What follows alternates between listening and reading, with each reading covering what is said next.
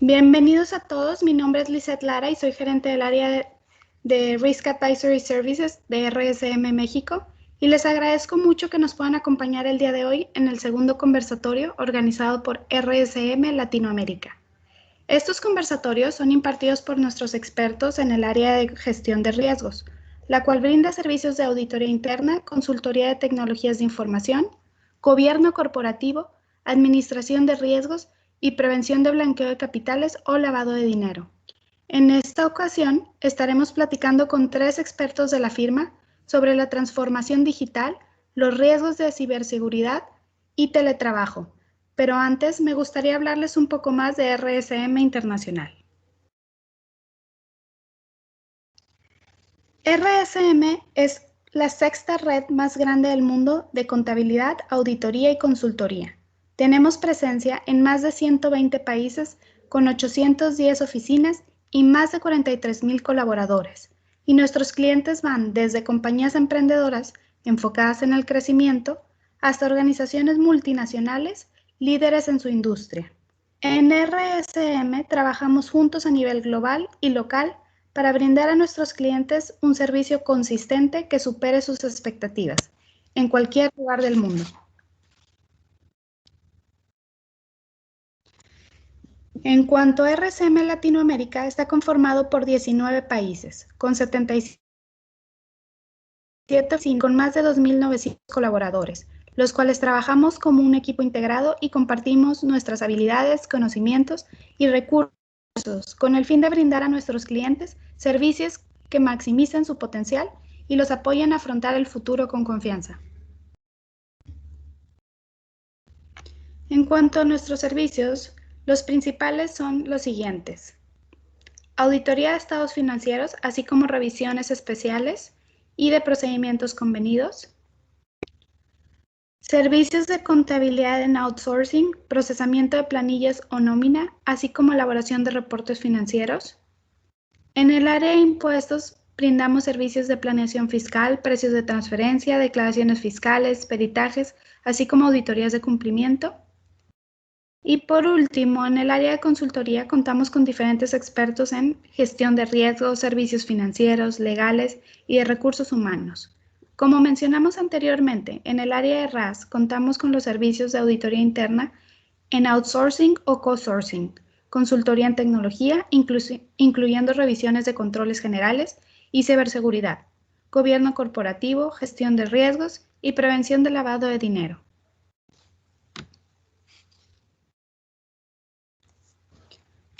Sin más preámbulo, daremos inicio al segundo conversatorio de RAS Latinoamérica, donde estaremos charlando sobre la transformación digital, los riesgos de ciberseguridad y el teletrabajo en esta nueva realidad.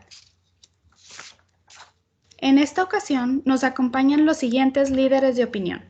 Bernardo Vital. Bernardo es socio de RSM Uruguay y actualmente es socio del Departamento de Consultoría y Risk Advisory Services, con un fuerte énfasis en todo lo relativo a innovación tecnológica. Bernardo es contador público y posee un título de posgrado de especialización de finanzas por la UCU Business School y cuenta con la certificación de prevención del lavado de activos del ICEDE en Uruguay. Asimismo, es miembro de la Asociación Internacional de Especialistas Certificados en Delitos Financieros, el Colegio de Contadores, Economistas y Administradores de Uruguay, integrando la Comisión de Prevención del Lavado de Activos de dicha organización. Es importante mencionar que Bernardo también se desempeña como docente de finanzas de empresas en la Universidad Católica de Uruguay y cuenta con una amplia experiencia en asesoramiento a clientes locales e internacionales de la firma. También nos acompaña Juan Pablo Montero, quien es director del Departamento de Consultoría de RSM Argentina y quien es contador público nacional matriculado en el Consejo Profesional de Ciencias Económicas de la Ciudad de Buenos Aires, con más de 15 años de experiencia en diversas áreas, entre las que podemos destacar auditoría interna, SOX Compliance, AML y anticorrupción. Y por último nos acompaña también Carlos Giraldo, socio de consultoría de riesgos en RSM Colombia. quien tiene más de 20 años de experiencia en proyectos relacionados con la gestión de riesgos de TI, ciberseguridad, auditoría de sistemas y planes de continuidad de negocio. Carlos ha gestionado proyectos en importantes empresas de América Latina en los sectores de gobierno, finanzas, telecomunicaciones, agronegocios, manufactura, energía y recursos, entre otros, y cuenta con certificaciones CISA, CISM, CRISC, CBCP, PMP y CIA, entre otras.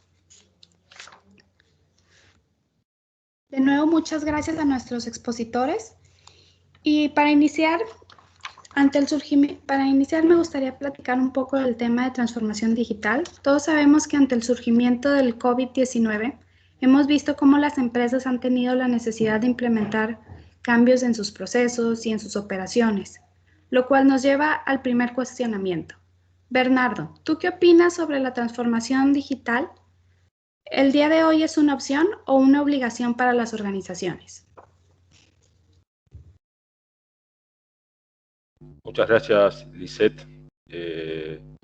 Quisiera primero que nada agradecer la presentación y antes que nada también saludar y dar la bienvenida a todos los colegas y participantes de todas partes de América que nos acompañan el día de hoy. Realmente tenemos muchísima gente conectada en este evento que, como bien tú decías, está enmarcado en una serie de conversatorios. Este es el segundo que estamos organizando desde las firmas de toda Latinoamérica para abordar temas de actualización sobre disrupción y riesgos emergentes en la región y quizás enriquecerlo un poco desde el punto de vista de buscar quitar lo que es el perder el foco local, ¿verdad? Que puede ser un sesgo muchas veces, y buscar tener una visión más global, integrando de esta forma colegas de los distintos países.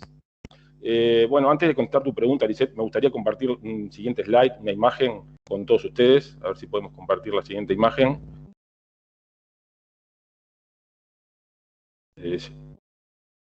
Perfecto, aquí tenemos. Esta imagen particularmente la he visto, quizás muchos de ustedes ya la conozcan, la he visto en varias presentaciones, en seminarios, en charlas, incluso ya tiene algunos años, como verán, pero me gusta incluirla porque me parece muy gráfica. Se trata de la Plaza de San Pedro, en el Vaticano, un lugar realmente increíble, para quienes lo conozcan. Y la primera foto fue tomada allá por el año 2005, y la segunda, 8 años más tarde, allá por el año 2013. Vean claramente en el mismo lugar que algo realmente ha cambiado, ¿no? Y ya tiene un tiempo esto. Saben que realmente esta es una foto que ha dado vueltas por el mundo. ¿Y cuál sería realmente, no sé, si nos ponemos a pensar las cosas más fuertes que impulsan ese cambio? Bueno, en realidad no son otra cosa que los cambios en los hábitos de los consumidores, ¿verdad? La tecnología realmente empodera a las personas y acelera de tal forma que nos ofrece una gama de posibilidades extraordinarias. Acá en este caso particular, el hecho de poder estar en este lugar, tomar decenas de fotos, filmar videos, compartirlos en redes sociales al instante, enviarlo por mensaje a la familia y amigos y hasta respaldarlos en la nube, todo ya de forma inmediata, esto realmente es un empoderamiento. Y yendo concretamente a lo que es tu pregunta, Lisette, realmente no visualizamos una sola respuesta posible, o sea, que lo que significa una opción o una necesidad, una obligación. Porque si bien en algunos casos puede llegar a tratarse de una u otra alternativa, cualquiera de los dos disparadores pueden estar posibles. En algunos casos se puede concebir como un mix de ambos, ¿no? Y a nosotros más que opción u obligación, nos gustaría decir que se trata de una oportunidad esto, ¿no? Y una oportunidad enorme para las organizaciones. Realmente la transformación digital se trata de una oportunidad de crecer, de escalar el negocio, de cambiar la forma de hacer las cosas y de crear ventajas competitivas en este nuevo mundo y en la nueva economía digital. Aunque la verdad también debemos ser honestos y decir también que en muchos casos se trata literalmente de supervivencia. Y si no me creen, pueden preguntarle a BlackBerry, a Kodak, a Blockbuster, entre muchas de las compañías que no supieron hacer una correcta lectura de este tema a tiempo y bueno, sucedió lo que sucedió, ¿no? En el siguiente slide que quería compartir con ustedes, me parece bueno destacar algunos aspectos de este tipo de procesos. Y lo más importante es que quizás a muchos les suene extraña la siguiente afirmación, pero la transformación digital es una transformación más de las personas que de la tecnología. No hay tecnología capaz de digitalizar una organización si las personas que la forman no aceptan ese cambio y no están dispuestas a llevarlo a cabo, como en muchas otras cosas. Este suele ser un problema frecuente que viene acompañado, como siempre, de todo aquello que es resistencia al cambio y a nuevas maneras de hacer las cosas.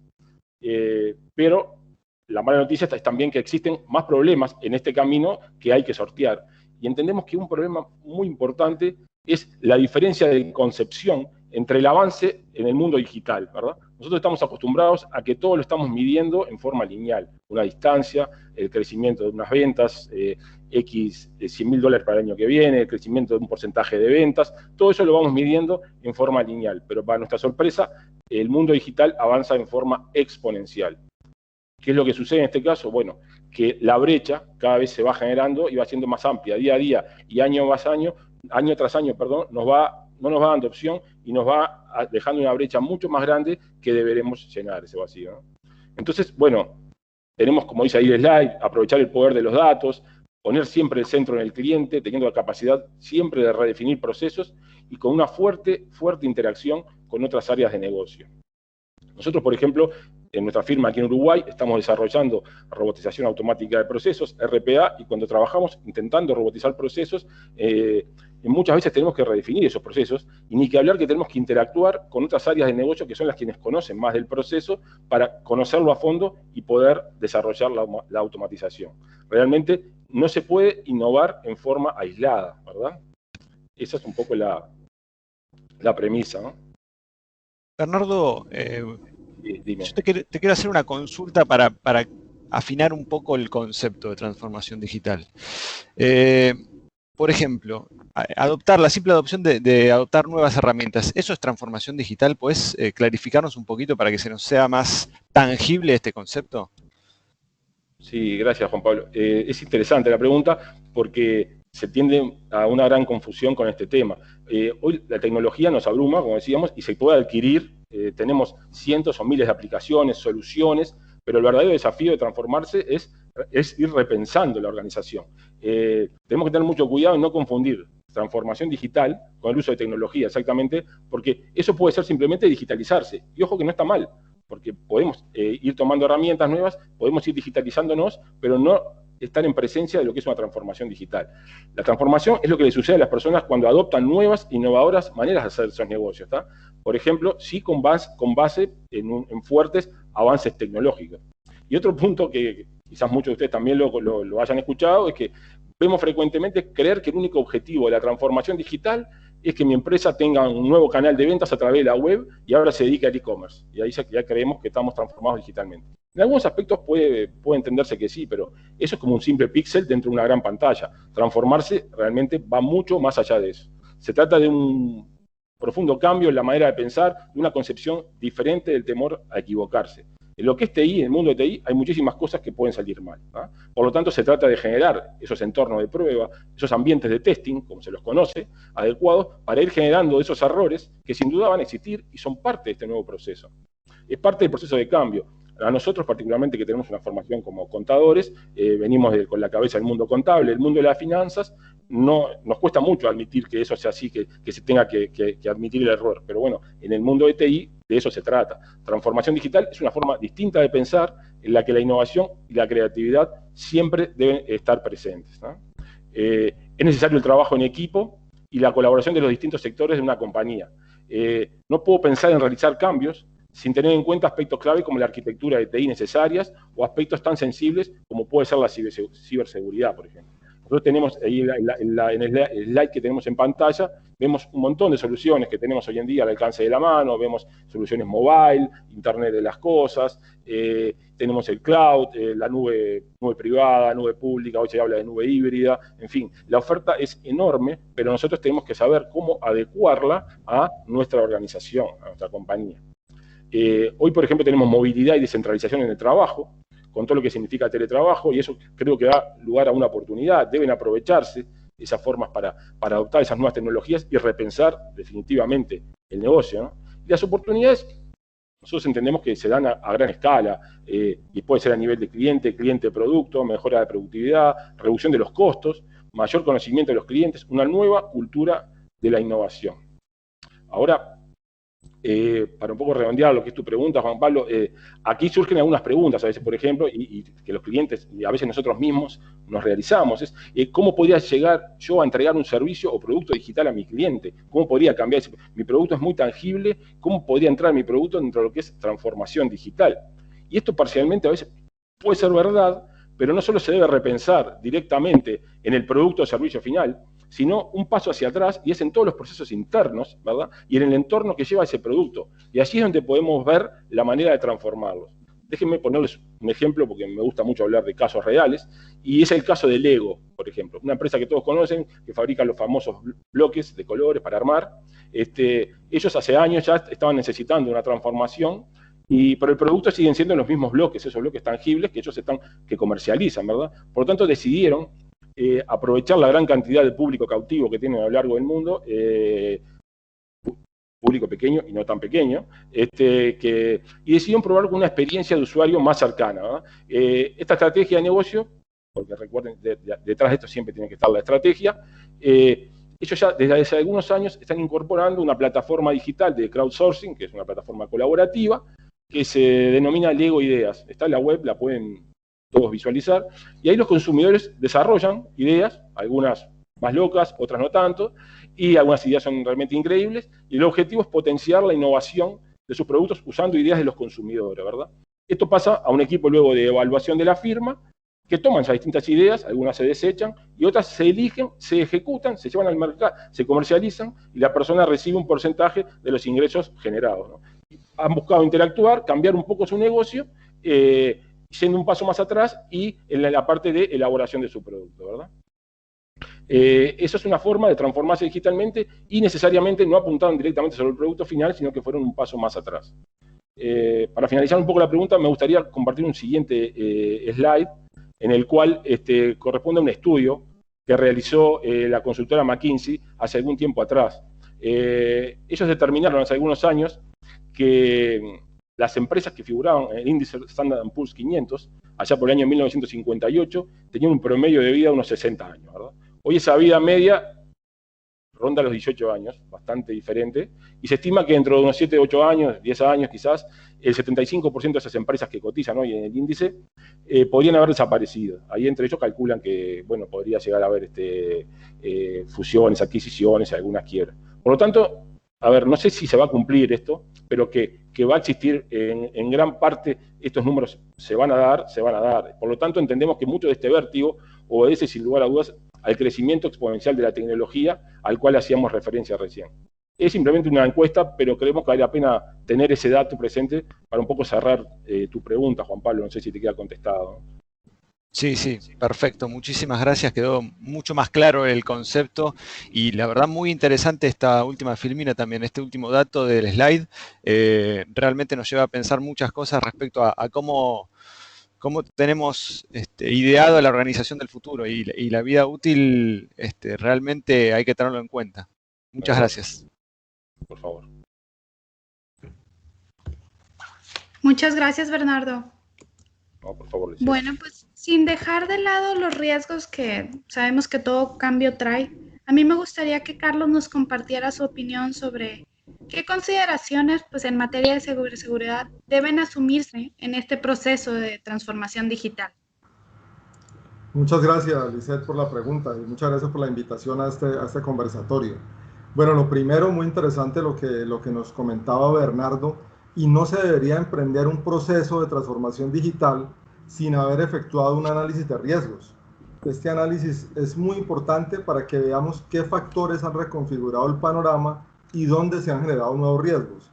Por poner un ejemplo, no podemos pensar en una compañía que se esté transformando digitalmente y todavía cuente con una seguridad que se base simplemente como en unas cerraduras, en las chapas y en los vigilantes de seguridad que tiene a la entrada de la compañía. Eso no sería suficiente porque los riesgos ya son distintos, son diferentes.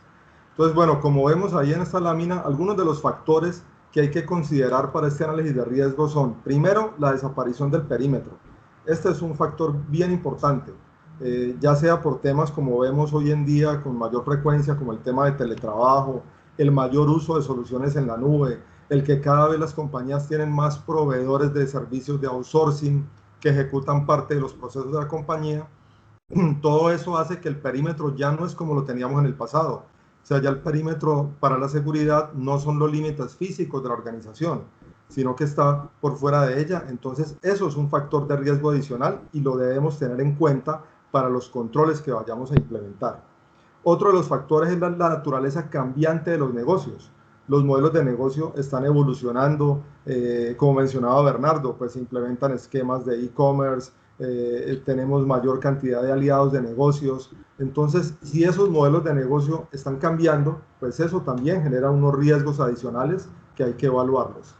Otro factor importante son las tecnologías exponenciales, o sea, la aparición de tecnologías innovadoras, el aumento del tema de data analytics, que lo vemos pues también cada vez más con mayor uso en las organizaciones, lo cual genera un enorme volumen de datos.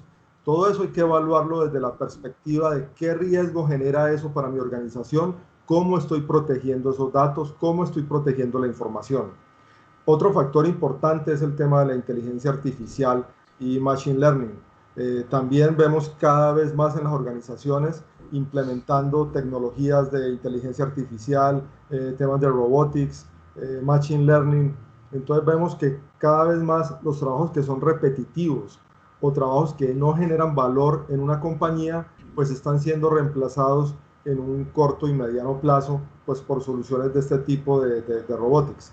Ya vemos que los robots no son pues como lo imaginábamos en un pasado, pues, sino que en su mayoría son soluciones de software, que lo que hacen es automatizar y poder dar mucha más agilidad al desarrollo de los procesos. Pero obviamente eso también me genera riesgos, porque ¿qué pasa si alguien puede, digamos, atacar esos robots y entonces haría que los procesos de mi compañía no funcionen adecuadamente? Entonces hay que evaluar esos riesgos. Lo mismo que el tema de las redes móviles.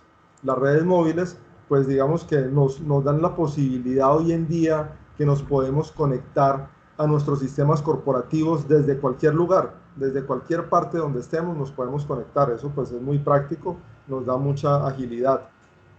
Pero hemos hecho un análisis de los riesgos que eso genera, o sea, se ha evaluado si las prácticas de seguridad que tenemos en la compañía son las adecuadas para enfrentar ese tipo de esquemas.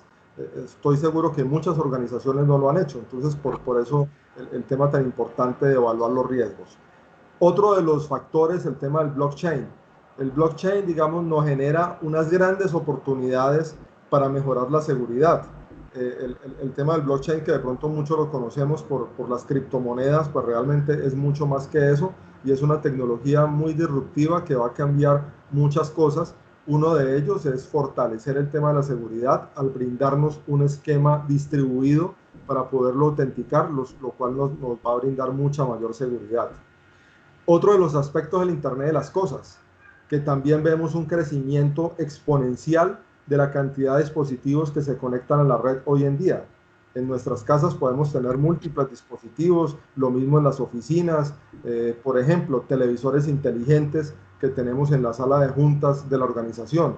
Entonces sí hemos hecho un adecuado análisis de las vulnerabilidades que tenemos. No vaya a ser que de pronto ese televisor inteligente que tenemos en la sala de juntas, en la presidencia, pues en la organización, de pronto haya sido hackeado o haya sido víctima de algún ataque y de pronto puedan estar grabando o filmando las reuniones que tenemos en la junta. Entonces todo ese tipo de cosas hay que analizarlas. Entonces todos estos factores que hemos visto, ¿qué nos afecta para la ciberseguridad? Pues que generan nuevos vectores de ataque, como ya les he mencionado algunos ejemplos, y además de eso, un aumento en la superficie. Ya no es simplemente asegurar el perímetro de la organización, ¿cierto? Se ha dado un aumento enorme pues en la superficie que los atacantes pueden vulnerar y afectar nuestra organización. Bueno, si pasamos a la siguiente lámina. Carlos, déjame interrumpir tu pregunta, te quiero hacer una pregunta. Bernardo, adelante. Disculpa, estaba viendo los conceptos que tú estabas desarrollando. Y una pregunta me surge, ¿cómo podemos enlazar o relacionar lo que es esta desaparición del perímetro, ¿verdad? Ahora, que ya todo es mucho más extenso, con el nuevo concepto que hay de Zero Trust? No sé si puedes explicar un poquito ese tema. El tema de la desaparición del perímetro es bien importante porque realmente, como yo les mencionaba ahora, pues el perímetro ya no es la organización como la teníamos concebida previamente, ¿cierto? Ya no es que simplemente estamos trabajando desde la organización. Entonces teníamos unos dispositivos, un firewall y una serie de controles que con base en eso pues ya podíamos mitigar la seguridad de la organización. No, realmente ahora no, ahora con los esquemas de teletrabajo y los diferentes esquemas que tenemos, de que podemos trabajar desde cualquier lugar, por las redes móviles, por las diferentes tecnologías que tenemos, pues ¿qué ocurre? Que ahí el perímetro ya no existe, y entonces eso implica que tengamos que tener otros mecanismos y otros mecanismos de control, otro mecanismo para poder asegurar, digamos, que nuestra infraestructura va a estar segura, ¿no? Entonces, no sé, Bernardo, si ahí queda clara pues como la pregunta. Sí. Ok, muchas gracias, Carlos. Bueno, si pasamos a la siguiente lámina, ahí podemos ver cómo este tema de la ciberseguridad es un tema muy relevante. Vemos que el Foro Económico Mundial, en su análisis que hace cada año, en el informe del 2020, indica que el ciberriesgo es uno de los principales riesgos a nivel global, solamente superado, como vemos ahí, por temas de cambio climático y por temas pues, de desastres naturales. Pero después de eso sigue el tema de los ciberataques. ¿Y por qué? Porque este es un tema que puede afectar a cualquier tipo de organización, cualquier tipo de compañía. Además, también puede afectar la seguridad de las naciones, ¿no? Puede afectar el tema de las infraestructuras críticas, las infraestructuras de servicios públicos, como servicios de acueducto, de energía. Entonces, realmente, por eso la ciberseguridad es un factor bien importante. Bueno, para cerrar este tema, digamos que hay que considerar que hay dos tipos de empresas, básicamente podemos decir, las que ya sufrieron en algún momento un ciberataque y las que están por ser atacadas. O sea, realmente este tema puede afectar a cualquier tipo de organización. Carlos, una pregunta más que me gustaría hacerte, quedó muy claro lo que acabas de expresar, pero para como manera de complemento, ¿qué entiendes tú? ¿Qué tipo de enfoque se debe adoptar al encarar la capacitación del personal en materia de ciberseguridad? Y esto tanto a nivel presencial como de home office, ¿verdad? Que hoy es algo que estamos viviendo y que realmente creemos que llegó para quedarse en buena medida, ¿no? Gracias, Fernando. Muy buena pregunta. Realmente el tema de la capacitación es un tema muy relevante. O sea, el tema de sensibilizar a las personas y a todos los que hacen parte y son usuarios de los sistemas y las plataformas de la compañía, es muy importante que estén sensibilizados y capacitados sobre el tema. Para esto, lo primero es que hay que tener un enfoque de arriba abajo. Primero hay que tener el respaldo de la alta dirección. O sea, este tema de la ciberseguridad debe partir de la junta y de la alta dirección de la compañía para poder desplegar una adecuada estrategia de capacitación y sensibilización en seguridad de la información. Es importante también que se hagan ejercicios periódicos en las compañías de pruebas de vulnerabilidades, incluyendo simulaciones de ataques de ingeniería social como ataques de phishing. Es muy bueno que se haga esto periódicamente. Yo he hecho ese tipo de pruebas en varias organizaciones y generalmente siempre hay personas que caen, digamos, en este tipo de ataques. Entonces, eso nos muestra la necesidad de reforzar el tema del entrenamiento, estarlo recalcando, debe ser algo periódico. Esto no es algo que hicimos unas sesiones de entrenamiento y ya quedó listo. No, eso lo debemos estar reforzando periódicamente y de manera continua. Bueno, y además, aunque el entrenamiento es fundamental, como les digo, realmente es muy importante sensibilizar a toda la compañía. Además de eso, debemos adoptar una estrategia que tenga tres componentes que lo podemos ver ahí en la lámina, que son primero proteger, luego tener una fase de detección y una fase de respuesta. Entonces, en la prevención, que es donde se incluye el tema del entrenamiento, adicional a eso, pues hay que implementar unos fuertes controles de acceso, unos mecanismos de seguridad en la red. Es importante que clasifiquemos los activos de información para que veamos cuáles son los activos críticos de la compañía, cuál es la información que necesitamos proteger en mayor medida, ¿cierto? Así como tenemos clasificados los activos físicos de la organización, pues lo mismo debemos hacer con los activos de información, porque realmente son muy relevantes. En cuanto al tema de la detección, pues es importante contar con mecanismos de monitoreo para saber qué está pasando en la red de la organización. Y dependiendo del riesgo de la compañía, pues del tipo de negocio, la información que tengamos, nuestras plataformas tecnológicas, es importante que consideremos también tener unos mecanismos de seguridad más robustos, como por ejemplo tener un SOC, que tal vez algunos lo conozcan, que es el Security Operations Center, y tener también un NOC, o sea, Network Operations Center, que esto nos va a permitir monitorear, detectar cualquier tipo de amenaza, cualquier tipo de alerta o de ataque que tengamos en la infraestructura, poderla detectar y gestionar oportunamente. Además de eso, como ya hemos mencionado ahora, las tecnologías de Machine Learning, inteligencia artificial, todo eso también nos sirve como elementos para defender nuestra infraestructura.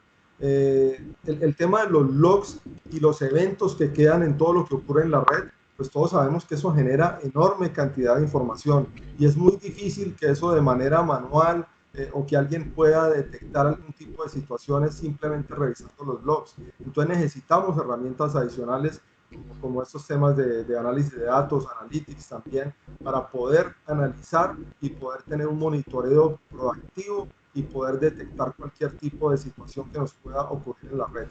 Aquí vemos que, bueno, muchas organizaciones pues no tienen de pronto el personal ni la infraestructura tecnológica para implementar estos controles, pero ahí vemos que de acuerdo al nivel de riesgo hay que evaluar su pertinencia y si eso lo podemos contratar pues también a nivel de outsourcing, que también ya pues muchos de estos servicios se pueden prestar a nivel de outsourcing. Y la última etapa, que es la de responder, digamos que pues cualquier organización, como ya veíamos, podría ser atacada. Entonces no basta con tener unos buenos mecanismos de prevención y de detección. Hay que también contar con unos mecanismos de respuesta. ¿Qué hacemos si nuestra compañía es atacada? Entonces tener un plan de continuidad de negocio, desarrollar mecanismos de respuesta que puedan minimizar los daños que esto genere, poder gestionar adecuadamente la crisis, porque eso pues obviamente genera una crisis, poder disminuir el daño reputacional que eso pueda ocasionar y poder recuperarnos de la manera más rápida posible. Este tipo de planes es importante que se le haga simulaciones y que se hagan pruebas periódicamente para que el personal pues esté preparado, sepa qué debe hacer y a quién recurrir cuando ocurre un evento de este tipo, incluso a los terceros que sean relevantes a los que debamos recurrir si nos ocurre algún tipo de ataque o algún incidente grave. Bernardo, ¿queda respondida de esta manera pues la pregunta? Carlos, muy claro en tus conceptos y realmente muchas gracias por volcando toda tu experiencia en esto, que la verdad que es mucha, ¿no? Muchísimas gracias. Ok. Gracias, Carlos. Bueno, a mí me gustaría seguir platicando. Yo sé que durante esta pandemia todos hemos estado trabajando en la modalidad de home office y Juan Pablo, me gustaría que nos compartieras tu opinión de cuáles son los próximos o los nuevos desafíos que va a enfrentar esta modalidad de trabajo en home office y también cuál es la viabilidad en aquellos países que ya están retomando pues casi normalmente su actividad presencial. Muchas gracias, Lisette. Muchas gracias también por las presentaciones de Bernardo y Carlos. Y el home office es un continuo de los temas anteriores, ¿sí?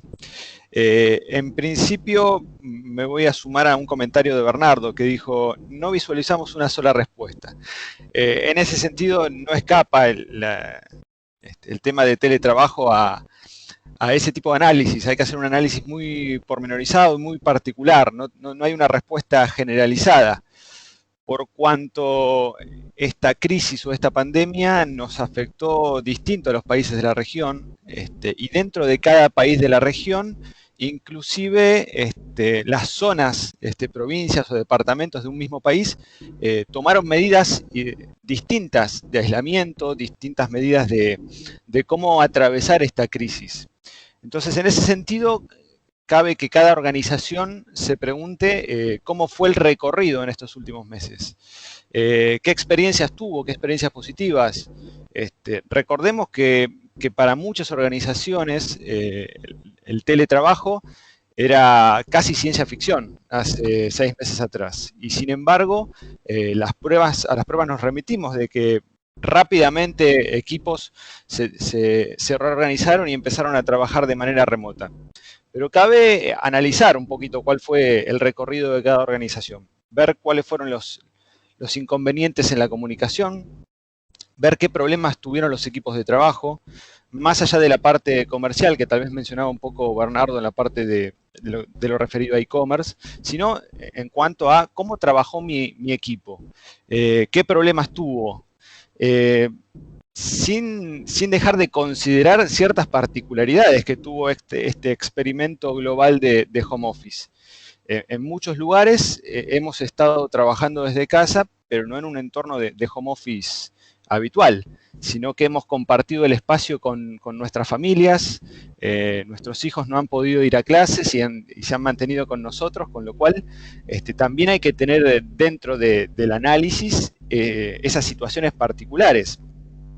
También en lo referido a la comunicación, al estar toda la familia en la casa, la velocidad de conexión, si estamos todos utilizando streaming, realmente la velocidad se reduce y genera inconvenientes para hacer videoconferencias. Si hacemos una encuesta de la cantidad de gente que sabía qué velocidad tenía al minuto en su casa hace 6 meses atrás y la gente que ahora sabe exactamente cuál es el ancho de banda de subida y de bajada hoy en día en su casa, seguramente hace 6 meses no muchos teníamos ese dato y hoy en día todos somos expertos en eso. Entonces son todas situaciones que vale la pena analizar y que requiere, como decía, un análisis individual. Ahora bien, cada organización, al llegar a este punto, tiene que definir cómo fue el recorrido que tuvo y hacia dónde quiere ir, cómo se va a modificar la cultura de esa organización. En ese sentido, tiene que analizar, como dice el slide, qué cambios llegaron para quedarse, cuáles son las situaciones y las innovaciones que la empresa va a adoptar de aquí a futuro, teniendo en cuenta que el modelo de teletrabajo futuro tiene que cumplir con ciertas pautas. Número 1, la productividad. Número 2, asegurar la colaboración. Número 3, como bien decía Carlos, la seguridad es importantísimo. El compliance normativo. Y por último, ¿cuál es la cultura de la organización? ¿Cómo se modificó la cultura de la empresa? Y en ese sentido también me voy a sumar algo que decía Carlos, el top-down. Tiene que ser la alta dirección la que fije la estrategia a futuro, cómo se va a modificar la cultura, cuál va a ser la nueva visión de la organización, ¿sí? Y en ese sentido hay que analizar cuáles van a ser las necesidades de infraestructura física y digital. Si mantenemos las mismas estructuras de colaboración cloud, si requerimos mucha más fuerza, y a su vez en cuanto a la infraestructura física, cabe analizar cómo se va a volver, y si es necesario volver, y en el contexto actual, escuchamos que muchas veces el análisis que se hace es decir, bueno, hoy en día, como se está generalizando la utilización del home office y realmente es imperativo trabajar de manera remota, si bien hay empresas que pueden decir, no, realmente nosotros tenemos equipos que necesariamente tienen que hacerse de forma presencial. Y en ese análisis de infraestructura física no siempre significa una reducción de costos y una reducción de espacios. Hay que analizar que hoy en día puedo tener menos gente trabajando en una misma locación, pero sin embargo ese equipo reducido requiere mucho más espacio para poder respetar la normativa de seguridad y de distanciamiento social requerida, con lo cual no siempre vamos a poder reducir costos y reducir la estructura física. Y por otro lado hay que empezar luego de, como decía recién, de recorrer este camino, hay que empezar a analizar los riesgos que fueron asumidos en el pasado y los riesgos actuales. Si pasamos al próximo slide, me gustaría comentarles algunas situaciones que estamos viendo en la práctica y que está relacionado con el cambio en las actividades de negocio, cómo los circuitos de información fueron cambiando y en el contexto de la pandemia se tomaron muchas decisiones a las apuradas, tal vez por no contar con un correcto plan de continuidad de negocios, y se modificó el entorno de control interno.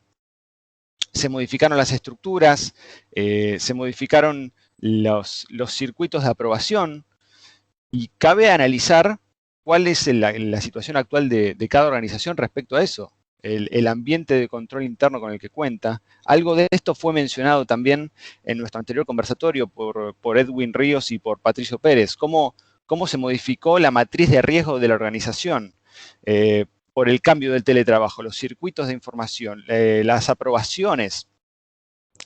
Cómo cambia esa matriz de riesgo y cuáles son las nuevas tolerancias de la organización, ¿sí? Vemos que en estos últimos meses, por continuar la operatoria, tal vez se omitieron o se excedieron algunas pautas de excepción para asegurar la continuidad del servicio, y cabe ahora, en la terminología, frenar un poco y pensar, bueno, como decía recién, cuáles son las pautas que se van a modificar, cuáles son las pautas que vienen a futuro respecto al teletrabajo de cada organización, y en función a eso, redefinir el esquema de procesos de negocio y los controles internos de la empresa. Sin dejar de lado cuál es el compliance normativo de cada entidad. Si la empresa tiene un entorno SOX, realmente tiene que revisar cuál fue la estructura de cambios que tuvo en este último año y cómo se modificaron los procesos de negocio. Y cuál es el impacto que va a tener a fin de año cuando venga el auditor a realizarme la certificación SOX, ¿verdad?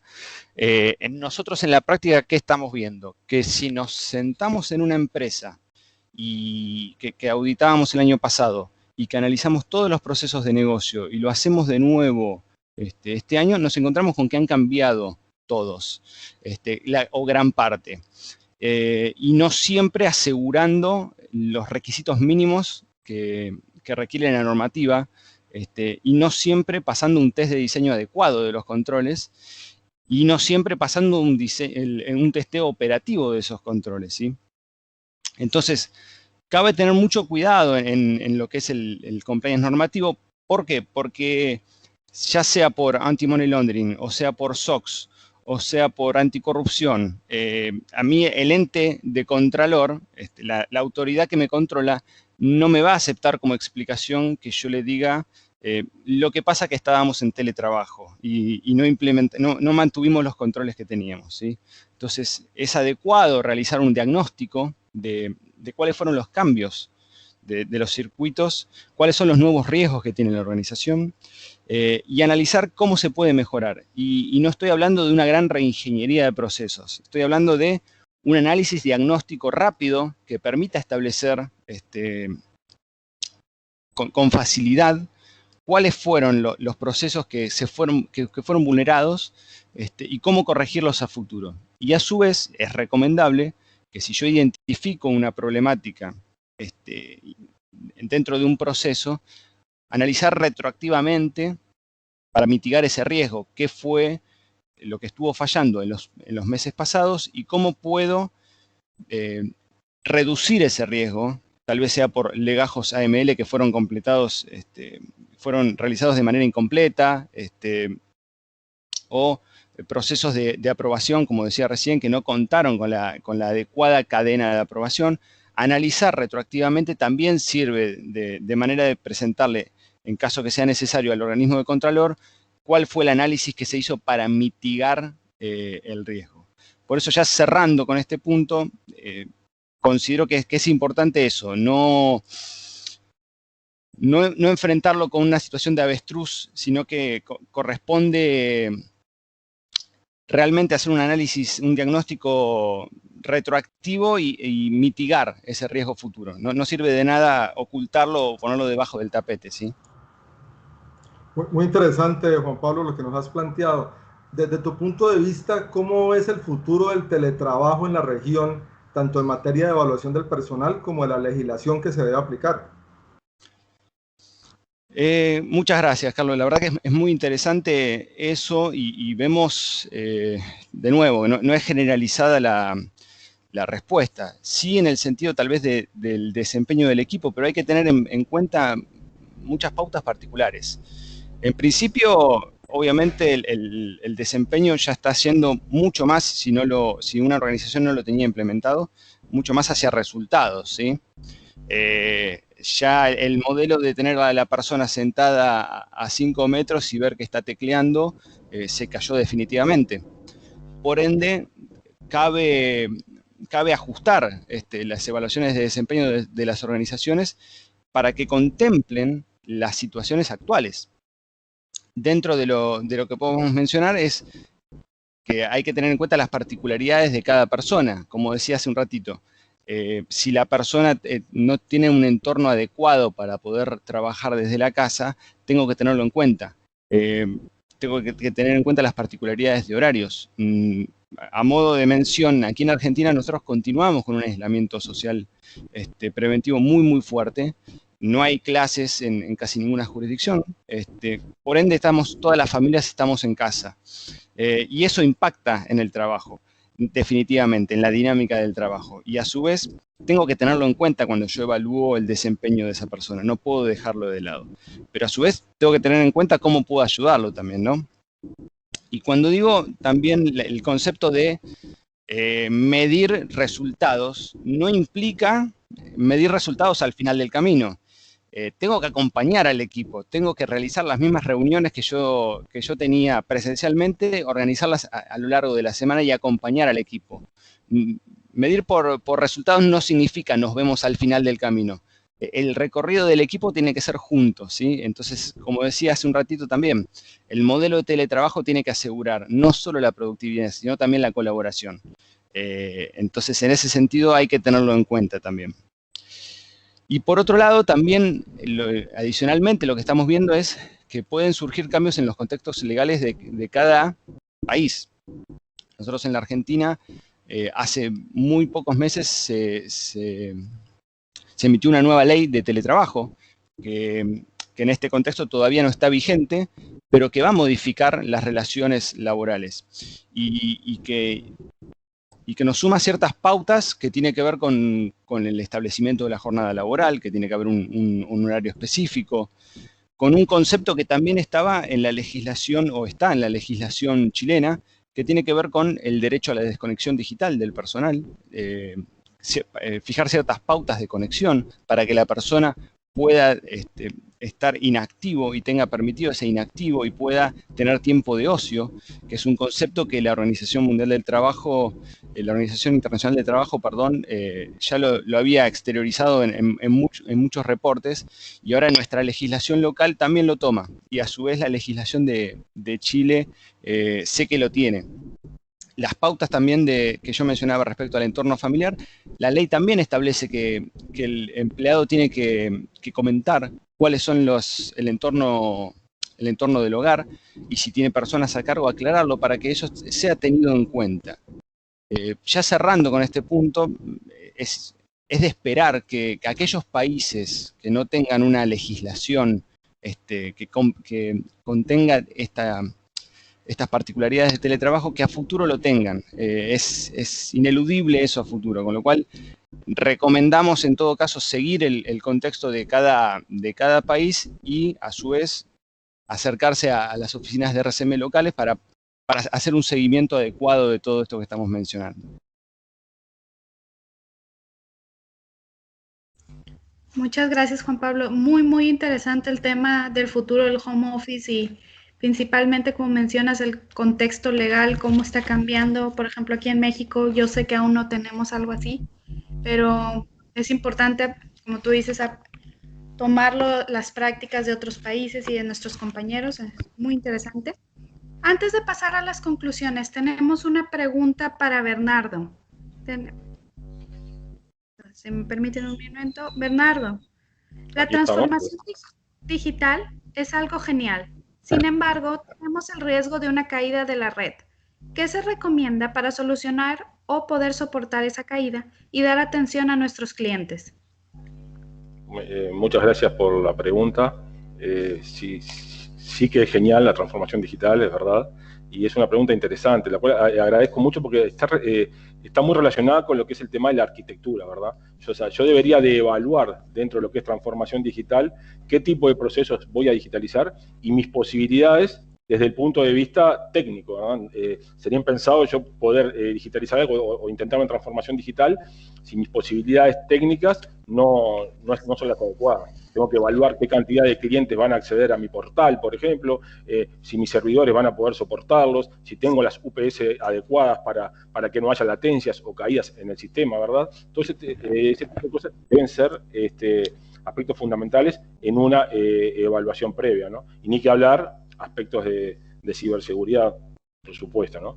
Nosotros, por ejemplo, para ir a lo tangible, automatizamos un web search, por ejemplo, que lo que hace es, debe realizar una búsqueda en determinado sitio web a las 8 a.m. y realizar con esa información que extrae del sitio web determinadas acciones.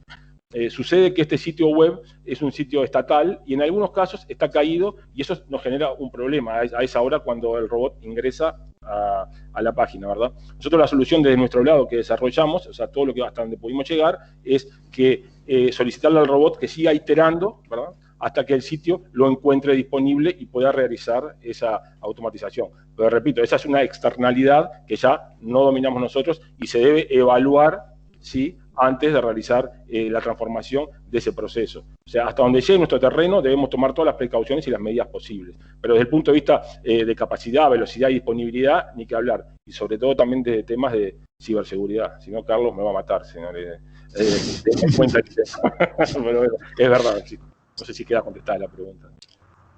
Sí, totalmente de acuerdo, Bernardo. No podemos dejar de lado la ciberseguridad, ¿no? Ya veíamos que dentro de ese análisis y toda esa estrategia, siempre hay que revisar pues cuáles son los factores de riesgo que tenemos y ver cómo los vamos a controlar.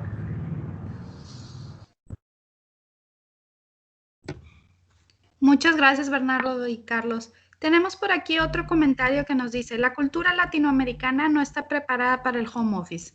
Necesitan ver al colaborador físicamente en el trabajo. En su mayor parte no están enfocados en resultados.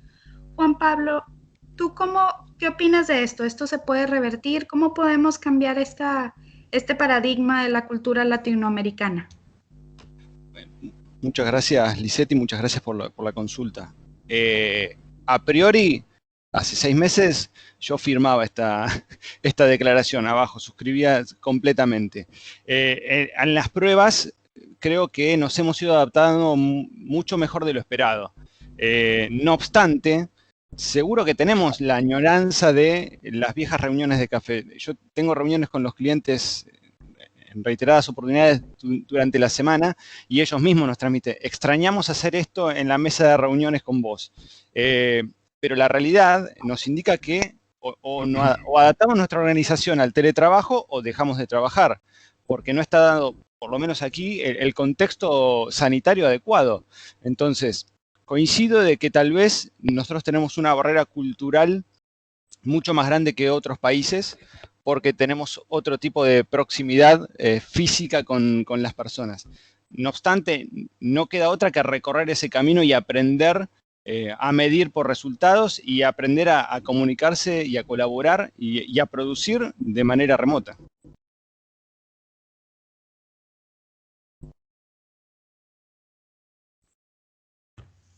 Gracias, Juan Pablo. Tenemos un par de preguntas más. Desde el punto de vista del compliance en relación a la transformación digital, ¿cuál sería el reto de cara a la identificación digital del cliente en la banca? ¿Es costoso versus es beneficioso? Sí, entendemos que es beneficioso, pero acá tenemos un aspecto muy importante en lo que es el compliance del beneficiario final de la banca, y la parte digital es hay que interactuar con el regulador local, ¿verdad? Entonces hay que ver las exigencias del regulador local si permiten determinados aspectos de determinadas digitalizaciones, ¿verdad? Y tercerizar algún tipo de servicio de repente, o solamente exige documentación física, que es uno de los problemas que hoy estamos teniendo en este momento. Sí, estoy de acuerdo con Bernardo. Yo quisiera adicionar que hay que evaluar muy bien los requisitos de cumplimiento y ver cómo vamos a dar, digamos, la seguridad en cuanto a esa identificación digital del cliente, porque ya no podemos quedarnos también con los mismos mecanismos de identificación que teníamos antes, hay que evolucionar. Hoy en día se está hablando mucho de la arquitectura Zero Trust, donde ya no confiamos como los sistemas tradicionales, donde simplemente confiamos porque tiene un usuario y una contraseña y ya le damos ingreso. No, hay que pasar a un modelo más sofisticado, donde tengamos una arquitectura Zero Trust, donde nunca confiamos y siempre verificamos. Ese es como el principio que hay que hacer. Y entonces ahí, este modelo de Zero Trust, que eso nos daría pues como para otra charla, pero básicamente tiene cuatro pilares fundamentales. Lo primero tiene que ver con la verificación del usuario, que aplicaría para este caso de un usuario de una banca digital, donde hay que validar el usuario, o sea, no simplemente confiar por tener un usuario y contraseña, porque ese usuario y esa contraseña la pudo haber adivinado, pudo haber obtenido la contraseña del usuario, entonces no sabemos si realmente el usuario es válido. Entonces, para eso se recomienda usar una autenticación multifactor, que puede ser a través de un token, a través de un mecanismo con el celular o un dispositivo físico, donde tenga un control adicional para validar esa identidad. Lo segundo, también se debería validar el dispositivo desde que se está conectando y que cumpla unas reglas pues específicas de seguridad. Entonces, validar que el dispositivo al que se está conectando tenga unos requisitos de seguridad, tenga cierto nivel pues como de seguridad, y de esa manera le autorizamos el acceso, o si no, incluso se puede bloquear porque el dispositivo no es seguro. También limitar el acceso y los privilegios, o sea, hasta dónde tiene acceso pues el usuario respectivo. Y por último, tener un mecanismo de aprender y adaptar, o sea, identificar patrones de comportamiento del usuario. Por ejemplo, qué horario se conecta, desde qué ubicación se está conectando. Si el usuario siempre se conecta, digamos, desde una ciudad en Colombia y de pronto se nos está conectando ese usuario desde la China, pues puede que sea alguien que lo está suplantando. Entonces ahí bloquear la conexión. Entonces todos estos mecanismos hay que evaluarlos para implementarlo, teniendo en cuenta cumplir los requisitos legales y cuál es la criticidad de la información que estamos protegiendo, ¿no? Que son como los elementos fundamentales a considerar.